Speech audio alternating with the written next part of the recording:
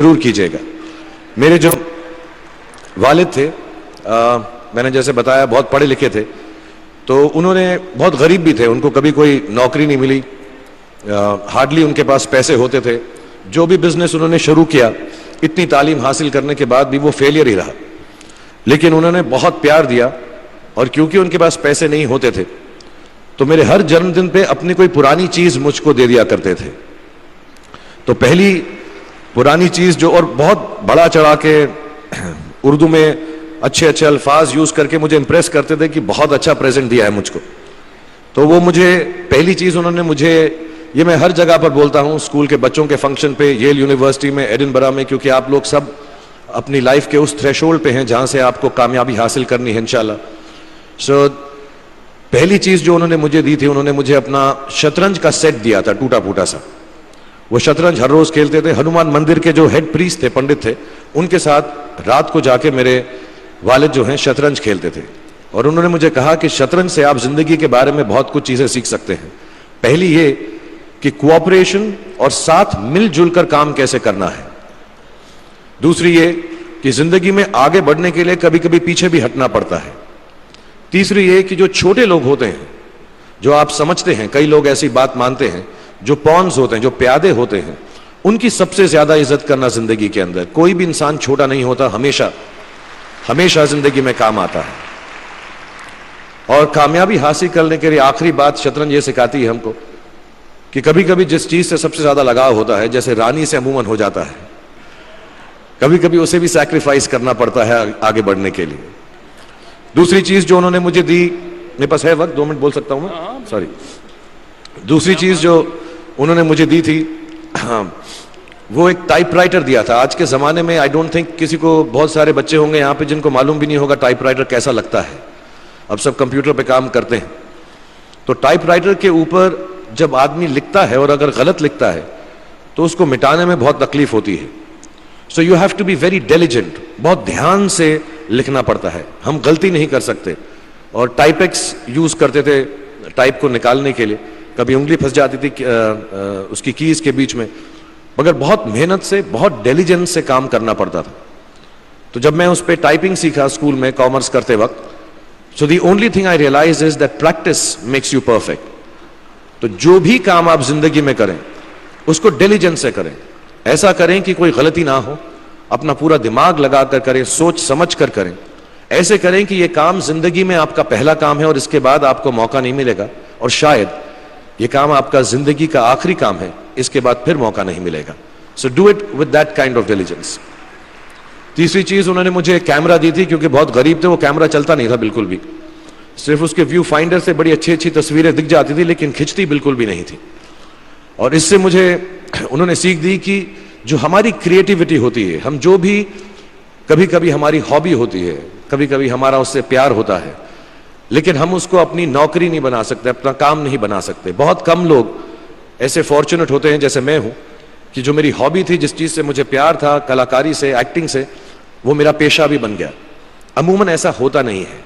लेकिन जो हमारी कला है, चाहे वो पोएट्री है, चाहे वो लिखना है, चाहे वो पेंटिंग है, चाहे जो भी चीज, गाना है, अकेले में गाना है, हमारी क्रिएटिविटी जरूरी नहीं है कि दुनिया एक्सेप्ट करे। जैसे उस कैमरा की तस्वीरें दिखती नहीं है, लेकिन उसमें देखने से खूबसूरत लगता है हर कुछ, वैसे ही आपकी जो क्रिएटिविटी है वो अपने लिए रखें। क्योंकि जिंदगी में कभी ना कभी, कहीं ना कभी ऐसा मुकाम आएगा जब आप बहुत अकेला फील करेंगे। हो सकता है दुख का समय भी आए, उस वक्त आपकी जो क्रिएटिविटी है वो आपकी सबसे अच्छी दोस्त होगी, दुनिया उसको माने या ना माने। मैं बहुत खराब पोएट्री करता हूं, लेकिन जब भी दुखी होता हूं तो लिख लेता हूं। सराफ साहब से मैं अब सीखना भी चाहता हूं। मैं रेखता पे जाऊंगा, मुझे लगता है ये कमाल की साइट है, थोड़ी मैं शायरी वगैरह सीखूंगा। मेरी शायरी बहुत खराब है कि हमने तुम्हारी याद में रो रो के टब भर दिए, वो आए और नहा कर चल दिए। इस लेवल की पोएट्री है। लेकिन जब दुख होता है, ये भी बैठकर जब लिखता हूं तो बहुत दिल को शांति मिलती है। आखिरी चीज मेरे वालिद जी ने मुझे दी थी, वो दोनों मिक्स है, मैं जल्दी खत्म करता हूं क्योंकि आप लोगों के पास वक्त नहीं है, आप लोगों को अपनी डिग्रीज लेनी है, सोच रहे होंगे इतना वक्त जाया कर रहा है हमारा ये। तो मैं जल्दी से बताता हूं। एक, उन्होंने मुझे कहा एक सेंस ऑफ ह्यूमर हमेशा रखना जिंदगी में। हंसते हमेशा रहना, एक चाइल्ड लाइक इनोसेंस जरूर रखना।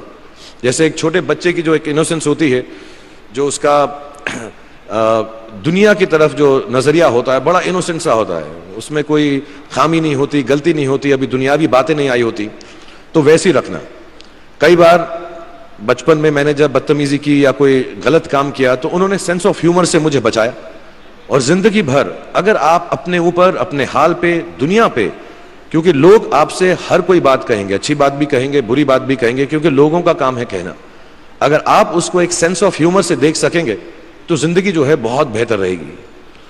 And last not the least, what my father gave me, what my mother gave me and what your parents have given you, आपके जो पेरेंट्स हैं जो आपको दिया है, वो सबसे बड़ी गिफ्ट है, गिफ्ट ऑफ लाइफ।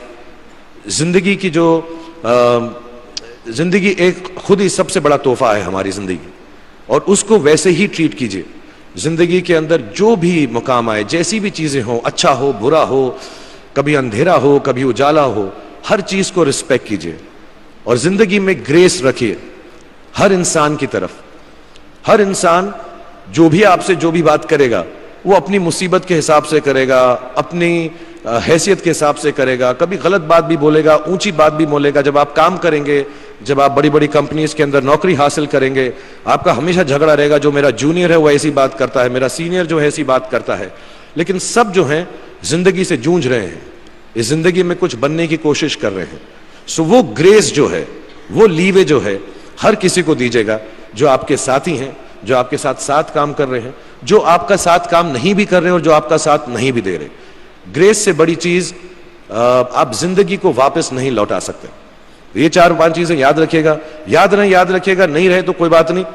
आप लोग बहुत कुछ अभी इस जगह पर इल्म हासिल कर चुके हैं और मुझे उम्मीद है और मुझे यकीन है कि आप जो भी करेंगे जिंदगी में बहुत कामयाब होंगे। और फिर से मैं मौलाना आज़ाद नेशनल उर्दू यूनिवर्सिटी का शुक्रिया अदा करना चाहूंगा कि मुझे यहां पर बुलाया, आपसे मुखातिब होने का मौका दिया। थैंक यू वेरी मच, बहुत बहुत शुक्रिया। और आप, मुझे मालूम है कुछ टीचर्स जो होंगे यहां पर बैठे होंगे जो आपके फेवरेट नहीं भी हैं, जो बहुत स्ट्रिक्ट होंगे, डांटते भी होंगे आपको, उनको सबसे ज्यादा याद रखिएगा जब आप इस यूनिवर्सिटी से बाहर जाएंगे, क्योंकि जो सबसे ज्यादा टीचर आपसे स्ट्रिक्ट थे वो एक्चुअली सबसे ज्यादा आपसे प्यार करते थे। Thank you very much for having me here.